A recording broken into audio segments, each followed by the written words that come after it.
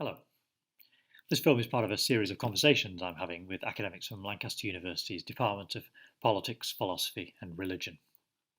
This department has a rich and celebrated history and study of religion, and these conversations are intended to showcase some of the research and expertise found there. You can find more details about the department and the courses they offer via the link below. My name is Benjamin Wood, and I'm the subject leader for religious studies at Haslingden High School, a large and proudly comprehensive school in Lancashire, where I've been teaching GCSE and A-levels since 2002. Some of these conversations will be linked to the GCSE and A-level courses, while others will focus more broadly on the study of religion and worldviews. The aim is to provide teachers of all key stages with knowledge that isn't just of interest, but can be of use in the classroom, perhaps by presenting new and contemporary thinkers, or providing new examples and data that can contribute to rich learning in our classrooms. I hope you find that this conversation is both useful and enjoyable. Hello again. It's my great pleasure to welcome Professor Kawanami to our conversation today. Professor Kawanami is a social anthropologist and a Buddhist studies scholar at Lancaster University with an interest in gender and Buddhism, and a particular focus on research on the Buddhist monastic community in Myanmar, where she lived as a nun for 15 months in 1986 with a follow-up visit in 1990. And this experience is documented in a film she directed, Keepers of the Faith, the Buddhist Nuns of Sagaing Hills. The details of that you'll be able to find in the description below this video. And as a resource that's eminently suitable for A-level students of Buddhism. Coco then founded a nunnery school with 3 nun teachers in 1998. And since then, she's been involved in their community work, enhancing nuns' education and status, visiting Myanmar every year until the military takeover in February 2021. Welcome, Professor Kawanami. It's lovely to talk to you. So we're going to focus our discussion on issues about gender and Buddhism, very, very relevant in the A-level course, and particularly looking at your expertise to do with the circumstances of nuns in Myanmar. You have a very personal interest in those. But let's start slightly more broadly than Myanmar, with the idea of awakening and the different ideas found in Buddhism about whether men and women can attain awakening. Maybe you wanted to ask whether women and men were equally capable of attaining awakenings. And of course, yes, I would say women are as capable as men of attaining a high level of spiritual perfection. And as you know, in the teaching of the Buddha, there are the so-called 3 signs of being that comes to my mind when you ask this question. Amongst the 3, one is dukkha, which is translated as suffering or the realization of suffering. And everyone, regardless of gender, race, or religion, will experience grief, pain, and disappointment in life, which is about suffering.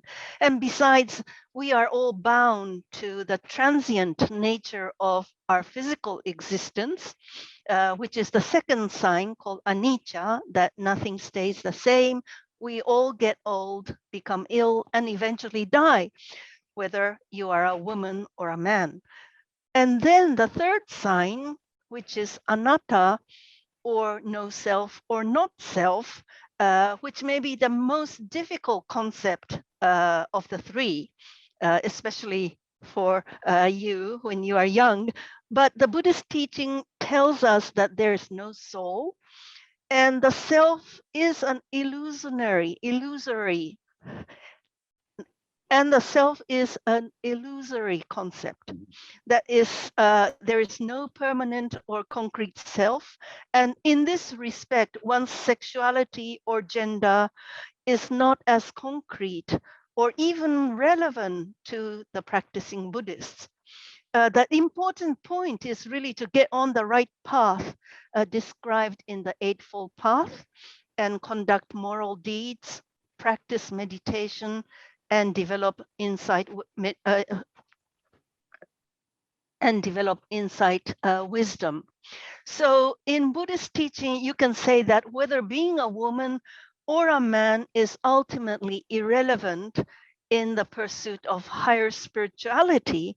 However, um, having said that, religious ideal in Buddhism is not borne out in social reality. And it is always more challenging for a woman to pursue a spiritual path due to social expectations, family duties, children, negative social stereotypes, maybe institutional prejudices as well, and many obstacles in society that makes women's religious practices more arduous and difficult compared to men. So there's nothing, and then in sort of that those three signs of being, there's nothing in the Buddhist teaching in that sense.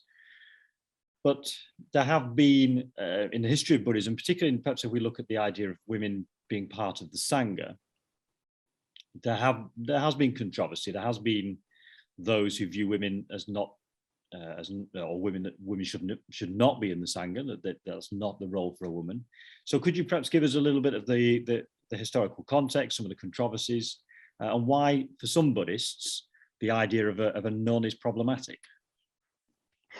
I do not think Buddhists themselves see nuns as a problem, but since the time of ancient India, and still in many of these Asian countries today, women are expected to get married, have children, and devote their lives to the care of their family.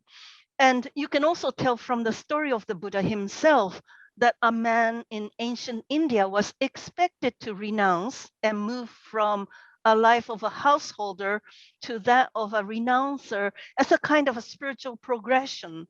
So it was acceptable to leave his wife and children and all the social responsibilities associated with being a prince to pursue his spiritual path.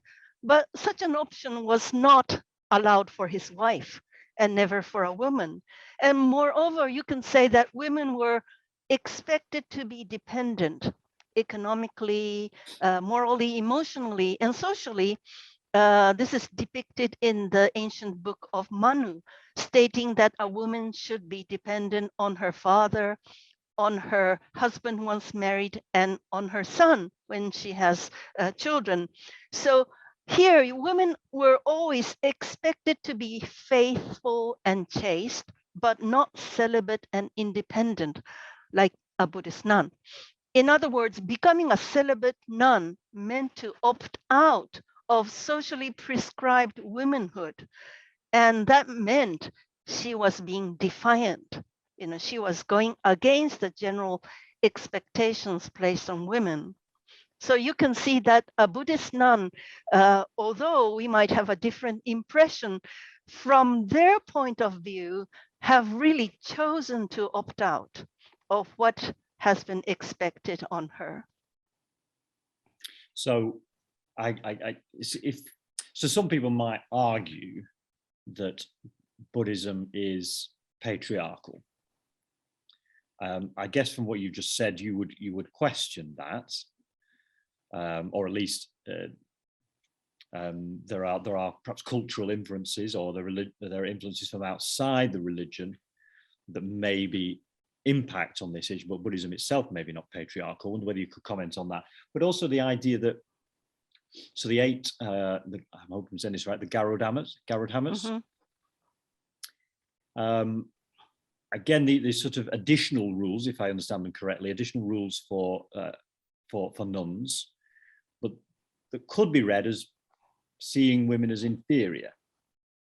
So within your answer, perhaps you could comment on is Buddhism patriarchal, and is the Garudhammas evidence for that, or are there other things we need to understand if we to understand the situation?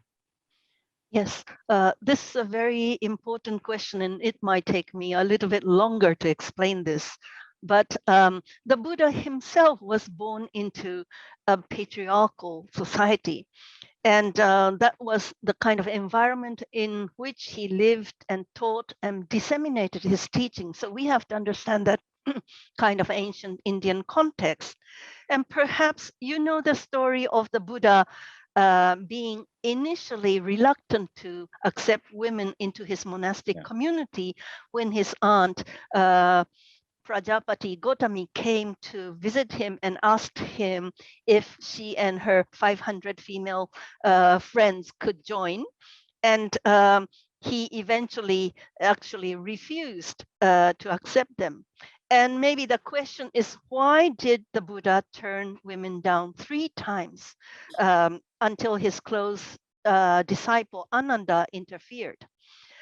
So this account, which is a very important story, but tells us that the Buddha eventually admitted that women were just as capable as men, and women have the same spiritual and intellectual potential as men. But of course, we have to think of, why did he hesitate in the first place? So there, I think you have to go back to whether the Buddha or Buddhism was born out of a patriarchal context.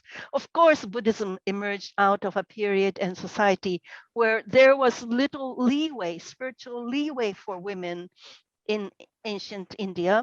And under the influence of Brahmanism, women were oppressed and considered to be spiritually inferior or incapable, no less than the untouchables.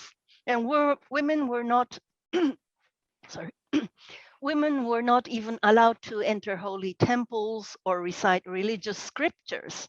And marriage and obedience to male members of the family were the only ways for women to pursue their religious goals. So in such a social context, the Buddha's decision to allow women to leave home and enter into so-called homelessness, that was to enter his monastic community, was actually quite radical. So the celibate lifestyle, once you join a monastic community, both monks and nuns are celibate, but this was essential for the Buddha's monastic disciples. And this must have really added practical problems of men and women staying together.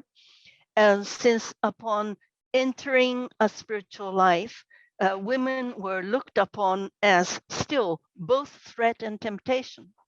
So for male practitioners, women were still a major hindrance to their spiritual endeavor. And we also have to understand that the primary objective of the Buddha was to propagate and spread his Dhamma, his teaching, as widely as possible without losing the support of the general public, because his community was completely dependent on their material support. So there was a fundamental concern about people's feelings towards these monastic women. For example, would the lay supporters appreciate women's spiritual guidance and accept women as religious teachers? That was a big question. Would the lay donors provide the female members with the same amount of material support donations that were given to the male members? There were so many questions that the Buddha had to ask before he could accept the women into the monastic community of his. So the Garudhamma, which is called the 8 additional rules, were adopted by or accepted by the female members in order to become full members of his monastic community. But as you say, this has technically confined them to a subordinate position in the community. So you can say that, the 8 additional rules have made female members, although they were fully ordained, to become subordinate junior members in the community. Now, these rules meant that female members were not allowed to live independently of the male members, and they had to ask for regular admonition. And one of the most problematic rules out of the 8 is that even a woman who had lived as a nun for 100 years still had to greet respectfully rise up and salute with joint palms, salute with joint palms, and perform ceremonial duties towards a monk, even if he had a monk for only a day. So, of course, some feminist scholars have denounced the Buddhist text, all of the Buddhist texts as androcentric or male-centered to start with. And others have stated that these Garudhamma rules were later addition and said that they were not uttered by the Buddha himself. So there are various opinions on the Garudhamma. Meanwhile, I think this is important that a prominent Thai Buddhist scholar suggested that the emphasis on subordination was just social protocol. And the rules, the 8 rules, were a strategy to avoid public disapproval of monastic women in the climate of that time, social climate of that time, and also to ensure women's protection within the monastic community. Garudhamma, in my view, was probably prescribed to pacify the opposition of male members by keeping the final authority in their hands. So it was a very pragmatic, realistic strategy, you can say, in ancient times to become fully accepted into his monastic community. But of course, there are various views on these. The important thing is today, these 8 rules are still regarded authoritative in many Buddhist countries, especially in the Theravada tradition. And the nuns themselves also accept the rules as an essential provision for the monastic community to safeguard and preserve the longevity of Buddhism. Nonetheless, many nuns take the view that Garudhamma rules were only instruction given by the Buddha and accept them to safeguard harmonious relationships with the monks, with the monastic members, and solicit continuous support from the lay donors. So it's not as simple as just denouncing these rules as, discriminating or problematic. It has many meanings behind them. So that's very interesting, because I'm looking at this as a Western male with my own particular set of my worldview and my perspective on things. So the interpretation you've given there, the outline, I think very clearly puts forward this idea of a sort of, I like that, your explanation of sort of a practical approach to an issue that the Buddha was faced with, with the females who wanted to join. But if we backtrack to what you were saying earlier on about this sort of concept of no self,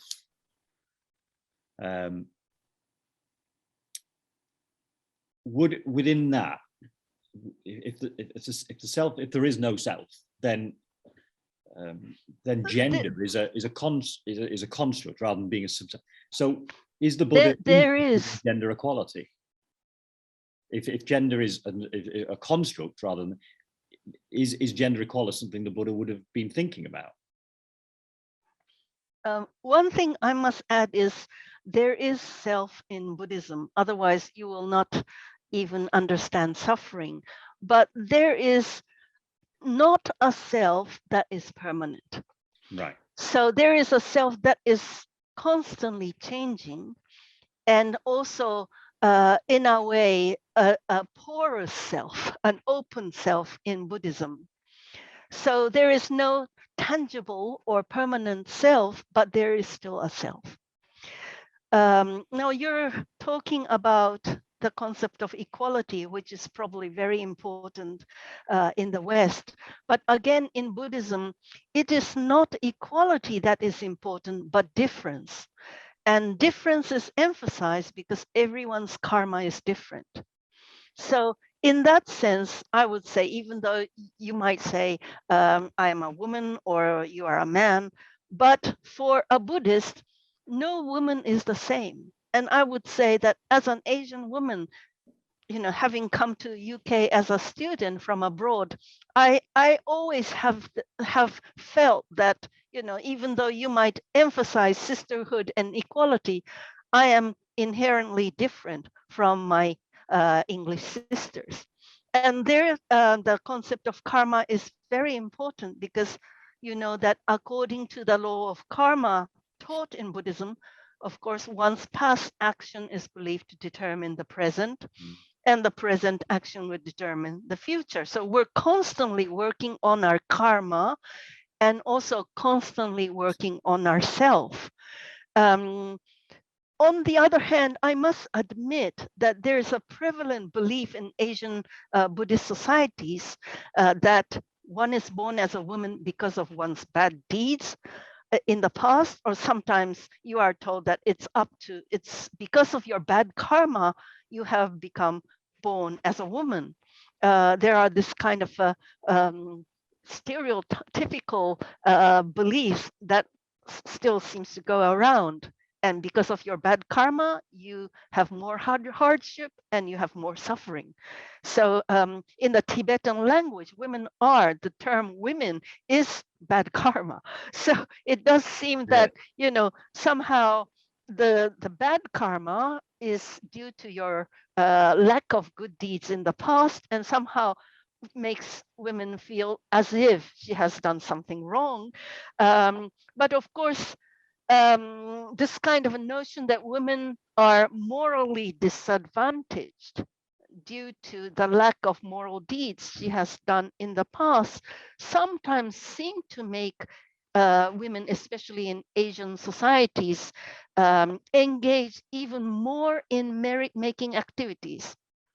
It's almost like women feel the need for more spiritual merit than men. And if you visit Buddhist monasteries or temples, you always notice that there are more lay women, or the majority are women who are helping the monastery, cooking, cleaning, doing all kinds of chores around the monastery premises. And of course, the nuns are part of this group who are always helping the monks and, sort of catering for the needs of the monastery. But as I said, this is a kind of a social, belief, social prejudice that seems to have been inherited in Asian societies. But as I started saying, that is one side of this notion of karma and difference. But on the other side, everyone's karma is different, and you have the potential to improve or work on your karma even for the near future, even for next month or for the 10 years from now. The karmic position is always changing, just like the notion of the self in Buddhism. So and I also feel that everyone has different challenges and different obstacles to overcome. So going back to where I started, whether you are a woman or a man, coming from a different society or growing up in a very difficult, disadvantaged background, gender is no longer relevant in understanding the current situation. That's very interesting. Yeah. So the concept of gender plays quite a different role, maybe, in a Buddhist society than we see perhaps currently. I mean, there are all sorts of issues associated with gender in Western societies at the moment, and questions being asked, particularly about the very concept itself, isn't there, about gender? And there are some within that argument would argue that gender is real, is fixed, is part of you. It is that's obviously not the case in a Buddhist understanding. Gender, in that sense, doesn't have that permanence. Yeah. Well, yes, probably the notion of gender, just like other social attributes, are much more fluid in many of these non-Western societies. That there is also the concept of third gender, which is an important concept in India, for example, but also in Southeast Asia. It's much more fluid than you think. So it's not that whether you are a woman or a man. Sometimes you're a woman and a man at the same time, and that kind of a understanding is much more, I would say, there is a much more generous understanding of what a woman or a man should be. Okay. Well, I'd like to move on a little bit to focus a little bit more on your experiences in Myanmar. Perhaps you could start off just by giving us a bit of information about the time you spent there, and your role. The film that you directed, I think, was just a fascinating insight. I mean, into Buddhism generally, into Myanmar, which a country that lots of, we don't know very much about in lots of respects, because it has a history that's quite closed in some respects. So fascinating film, and I encourage anybody to go and watch it. It's really interesting. But perhaps you can just give us a bit of context as to kind of what was behind that film in your time in the nunneries of Myanmar, and then we'll talk about some of the issues. Yes. I started my research on the Buddhist nuns in the mid-1980s, and Myanmar at that time was still very closed, I would say. You could only get 7 days tourist visa, and I think it was a miracle that I've managed to stay as long as I did. But of course, there was almost no precedent at that time, so I did find it very difficult to find my way through this maze of immigration law. And but anyway, to cut the story, to make it short, it was the time when Myanmar was still at the last, I think, under the last leg of the socialist government.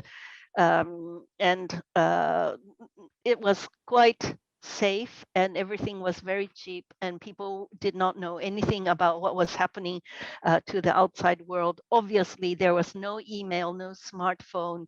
I had to walk 30 minutes to the post office even to make a local phone call. And that meant I had to write to my supervisor or to my parents to tell them that I was, okay. But that kind of mail would take 1 month to reach my family.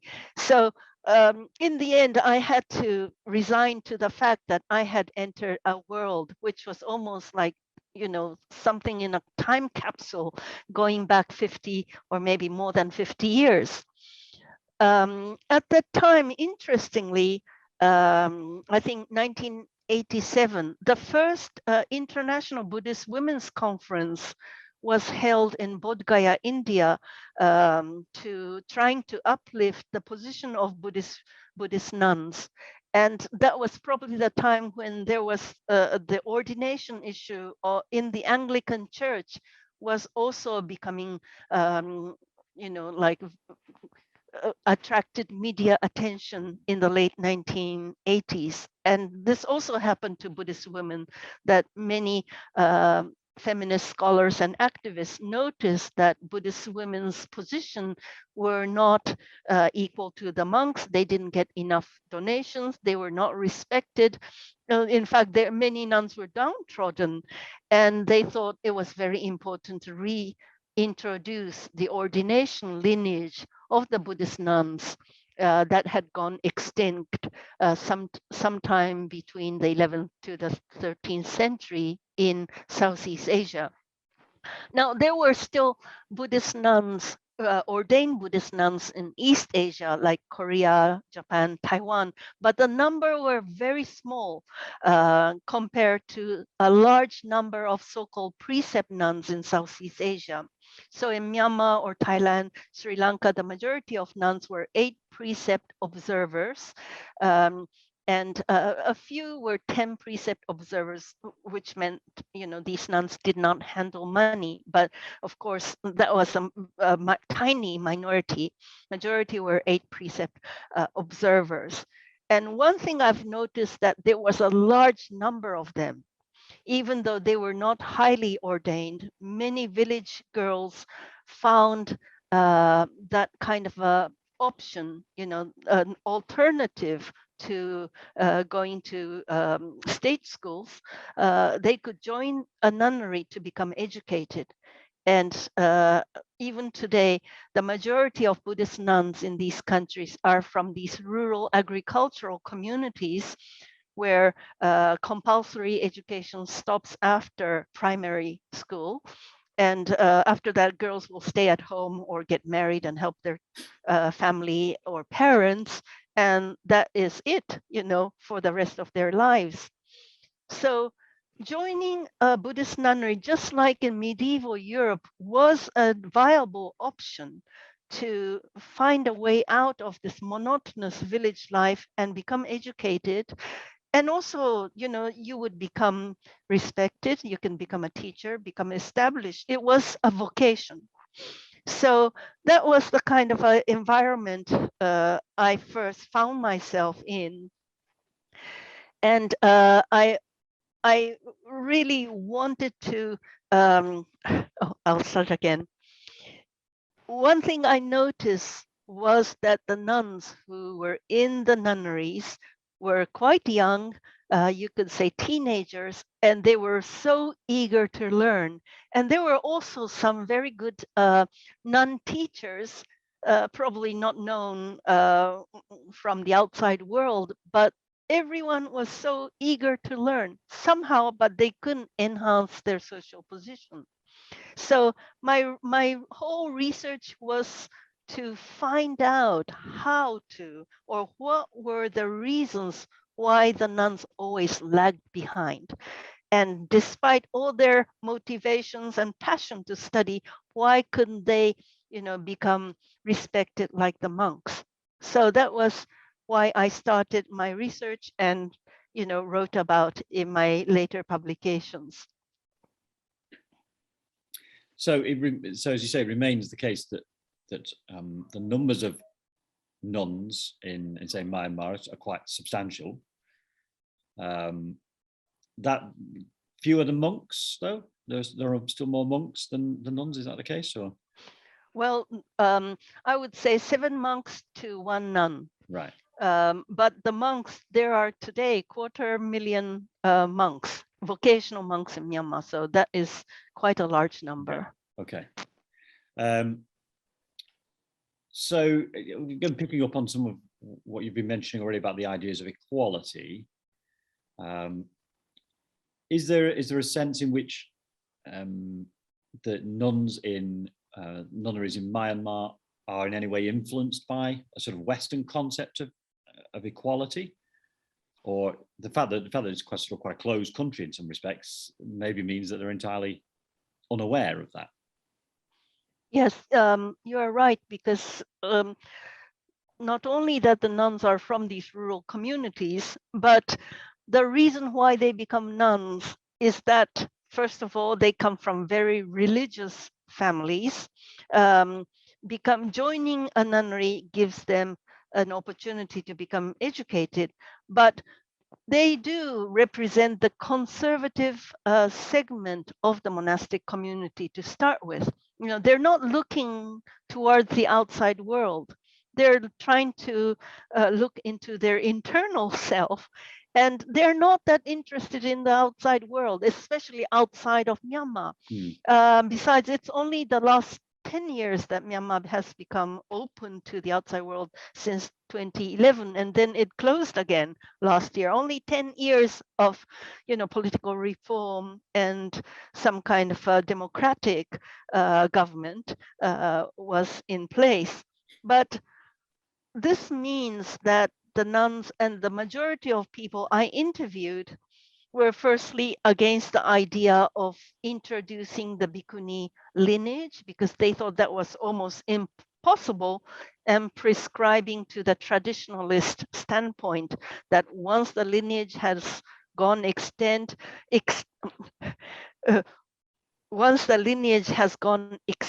it's almost impossible to revive it without the Buddha's authority.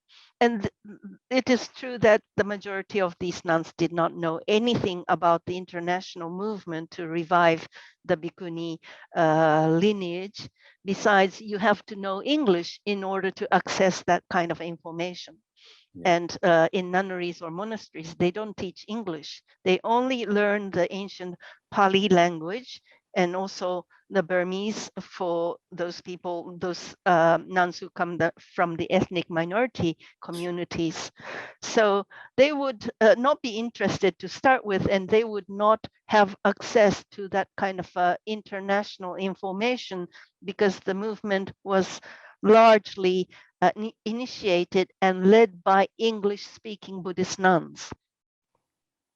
Is that the case? So if we take Thailand as another example, so significant numbers of Buddhist nuns in Thailand, but Thailand, it would seem to me, would be a more open society. Might that be different in Thailand? Again, in Thailand, the Bhikkhuni lineage, introduction of the Bhikkhuni lineage was instigated by this Thai Buddhist scholar who was educated in Canada. And she eventually came back to Thailand and became ordained as a fully ordained bhikkhuni. But the government and the Thai Sangha still does not accept these fully ordained women. So they do not get the same support as maybe the 8 precept nuns, interestingly. And this is also the same in Myanmar. The 8 precept nuns are acknowledged by the government. They are officially registered and they are given this kind of a monastic passport. But if you are fully ordained somewhere in Sri Lanka or in the somewhere outside of the country, you go back to your own country, but you are not given that kind of official acknowledgement by neither the government nor the monks. So it is rather unfortunate because you try to achieve equality in the international stage and join the international sisterhood, but you will not get the same kind of a support or respect in your own country, even if you are fully ordained.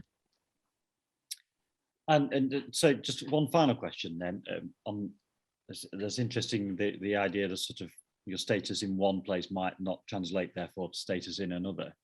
What's the interaction between monks and nuns like? What's the in Myanmar, I'm talking particularly here, how do monks view nuns? How do the nuns see their role in respect to monks? What's the interaction like them? Mm-hmm.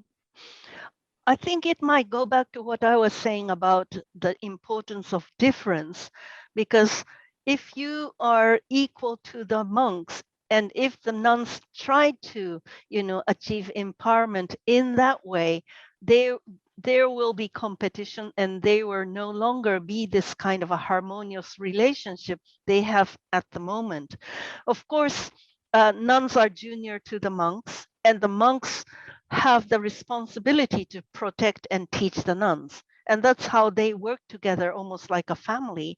And most nunneries, just like the Garudhamma I was talking about, have a relationship with a monk teacher who comes regularly to admonish them, to give them sermons, and make sure that the nuns are in line with the Sangha policy. This is the monastic community has its executive committee, which is nominated by the government, but they have to make sure that both monks, novices, and nuns are all in line with the Ministry of Religious Affairs in their conduct, in their education, and the monks and nuns have to work together. So I think it's much more harmonious at the moment because there is an acknowledgement of a hierarchy, and there is this kind of acceptance of this special 8 rules that the nuns have to, respect and come under the monks. But once they go out of this, you can say, format, or the kind of the whole holistic concept. And if they were asserting equality, then the whole traditional, you can say, communal framework will not work, because this is how the lay people will support the monastic community as a whole in this kind of hierarchical, system. So it's not easy, because this is their tradition. And the nuns are happy as long as they can become educated within that kind of a system. And it would, so if my understanding is right, the monks and nuns rely on their community, the community that is around them, for everything they need to survive, to live. So in a sense, they're operating with the consent of the local community. And I suppose if the local community expects and understands that hierarchy exists and that this is the proper order of things, then, well, there's an incentive to keep to the proper order, and B, the monks and the nuns come from those communities, and so would expect that have an understanding and expectation that this is the proper order of things. Yes, and also because the nuns are 8 precept observers, they can handle money, and the monks cannot, according to the monastic regulations. And if you look at many monasteries, they normally have nuns as their manager, or they keep the finance director, because monks will tell you they have had many sort of bad stories of people running away with the safe, or they trust the nuns because they are the most pious, dedicated members of the monastic community. So they work together, like the nuns are in charge of the financial side of the monastery management. And the monks may be telling them what to do, but actually it is the nuns who have the real informal power, because they have to budget for the ceremonies, they have to contact the donors. They are really like the bridge between the the outside society and the monastic community. And like every household, it's the housewife, the mother, who keeps everyone in their place. And although they might not have their official ordained position, in reality, I think the nuns are extremely important for the monks, who often don't, have to ask the nuns what to do. So looking from inside, obviously, this is a view from the inside, which you will not see from the outside. You might have a different perspective. Thank you very much for your time. That's it is really interesting to discuss those issues about gender, and particularly when you're looking at the Buddhist tradition, which obviously has its roots not in the West, and so that there's some interesting rubbing up of concepts going on there, and particularly for the insight into the situation with nuns in Myanmar. That's fascinating to hear. And again, I'd encourage people to go on to watch the film that you made. I think it's really, really interesting to sort of a glimpse into a world that you're not often going to be able to see. So thank you very much, Professor Kawanami, for your time. Much appreciated. Thank you.